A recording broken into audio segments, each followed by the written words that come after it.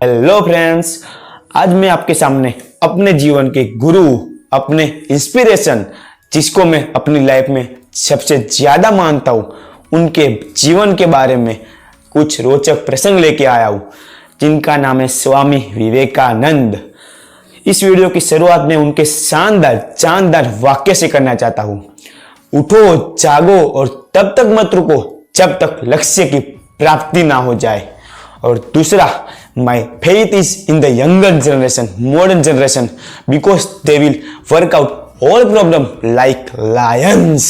अब मैं आपको स्वामी जी के जीवन के रोचक प्रसंग कहने वाला हूं, जिनको सुनकर आपको जीवन में सीख और इंस्पिरेशन मिलेगी। तो सुनिएगा स्वामी जी का पहला प्रसंग। एक बार स्वामी जी अमेरिका में भ्रमण कर रहे थे। कहीं से गुजरते वक्त उन्होंने कुछ लड़कियों को देखा। वो लड़के नदी में गिरे अंडे के छिलके पर निशाना लगा रहे थे, पर उनका एक भी निशाना सही नहीं लग रहा था। स्वामी जी ने यह पूरी घटना देखी। बाद में उनमें से एक लड़की के पास से स्वामी जी ने बंदूक मांगी। स्वामी जी ने निशाना लगाना शुरू किया। स्वामी जी ने एक के बाद एक सारे निशाने सटीक लगाए। ये दृश्य देखकर लड़के दंग रह गए और उन्होंने पूछा कि स्वामी जी, आपने ये कैसे किया?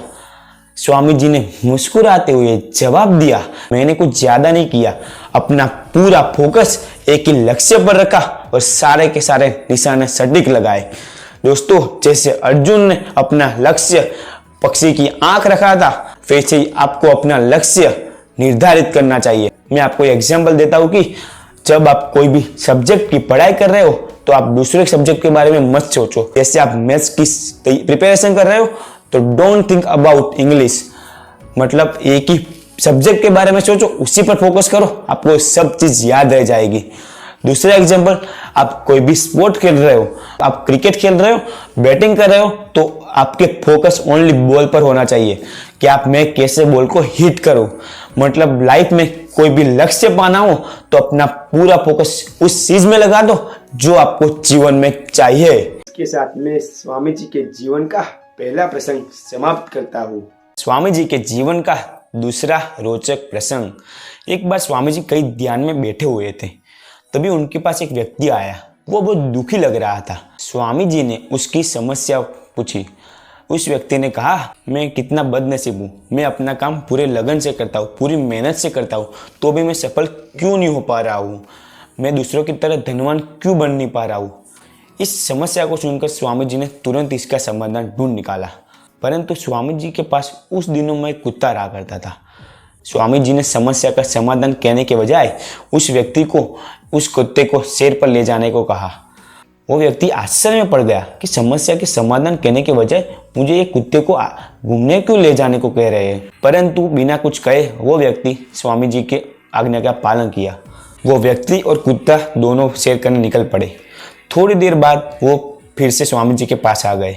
स्वामी जी ने देखा कि एक कुत्ता बहुत थका हफा वो लग रहा था और वो व्यक्ति बहुत चमक रहा था। उसे देखकर स्वामी जी ने पूछा कि तुम इतने चमक क्यों रहे हो, तुम्हारे मुंह पे कोई भी थकान नहीं लग रही और ये कुत्ता इतना थका हाफा हुआ क्यों लग रहा है। तो वो व्यक्ति ने जवाब दिया कि मैं तो अपने रास्ते पर सही से जा रहा था और ये कुत्ता गले में आए सभी कुत्तों को भौंक रहा था, उनको डरा रहा था और बिना वजह इधर उधर भाग रहा था, इसलिए वो इतना हाफा लग रहा है। स्वामी जी ने कहा कि यही तुम्हारी समस्या का समाधान है। बस तुम भी लाइफ में मेहनत करते हो, पूरा काम लगन से करते हो, परंतु तुम दूसरों की देखा देखी में कभी आगे नहीं बढ़ पा रहे हो। दोस्तों, मैं आप सबको यही कहना चाहता हूँ कि लाइफ में अपना काम करो जो आपको पसंद है, नहीं कि दूसरों की देखा देखी में कि वो कर रहा है तो मैं करूं। ऐसा नहीं कि वो इंजीनियर बन रहा है तो मैं बनूं, वो डॉक्टर बन रहा है तो मैं बनूं, वो इतने सारे पैसे कमा रहा है तो मैं भी उसकी तरह इतने पैसे कमाऊं। उससे क्या होता है कि आपका टैलेंट दब जाता है, आपका टैलेंट की आपको कभी पहचान नहीं होती और आप कभी लाइफ में आगे नहीं बढ़ पाते।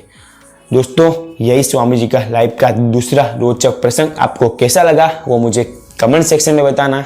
इसके साथ मैं स्वामी जी के जीवन का दूसरा प्रसंग समाप्त करता हूँ।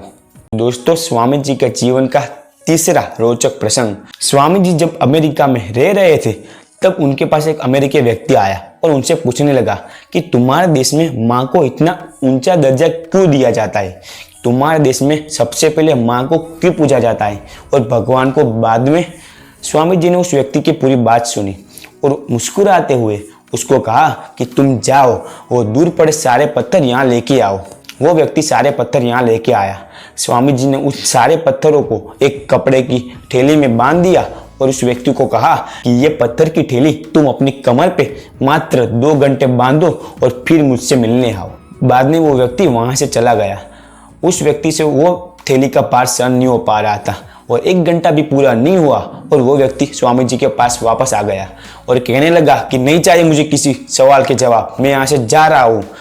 तभी स्वामी जी ने ये जवाब दिया कि यही मेरे सवाल का जवाब है कि तुम मात्र 2 घंटे भी इस पत्थर से बड़ी थैली को उठा नहीं पाए और माँ अपने बच्चे को 9 महीने पालती है अपने पेट में, उनको कितना दर्द हो रहा होता। और इसलिए हमारे देश में माँ को सबसे ऊंचा दर्जा दिया जाता है। दोस्तों, इससे हमें ये सीख मिलती है कि लाइफ में कोई भी प्रॉब्लम्स आ जाए, हमें कभी भी अपने माँ बाप का साथ नहीं छोड़ना चाहिए, क्योंकि जब आप छोटे थे और आप कहीं घूम ना जाए, इसलिए आपके माँ बाप आपकी उंगली ऐसे कसकर पकड़े रहते थे कि वो कभी छूट ना जाए।